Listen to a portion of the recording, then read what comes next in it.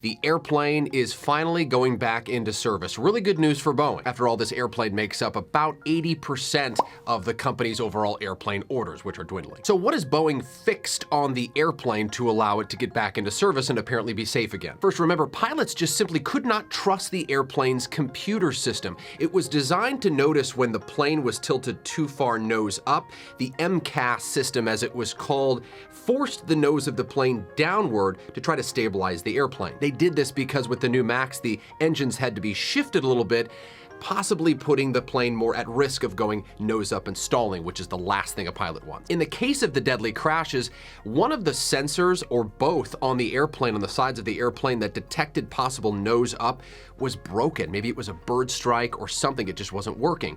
So now Boeing has required the system to check for both sensors, the left and the right, to make sure everything is safe before having the software fix the nose of the airplane. Secondly, Boeing has required the MCAS system to only try to correct the airplane one time as opposed to continually forcing it nose down. That was the issue with the crashes. The pilots were wrestling with the computer system until eventually, sadly, it's a bad visual, but the plane went down. The third fix on the airplane, that same sort of concept, when the airplane corrects itself back nose down slightly, the amount that it corrects has been reduced so it's not as dramatic. There are a lot of MAX airplanes that Boeing has made but not been able to fly to the airlines to deliver them, so they've just been sitting on basically every available parking spot Boeing has across the country. A source of mine at Boeing says it's going to take about 10 hours per airplane to implement the new wiring and software fixes on each individual MAX, so it could be a while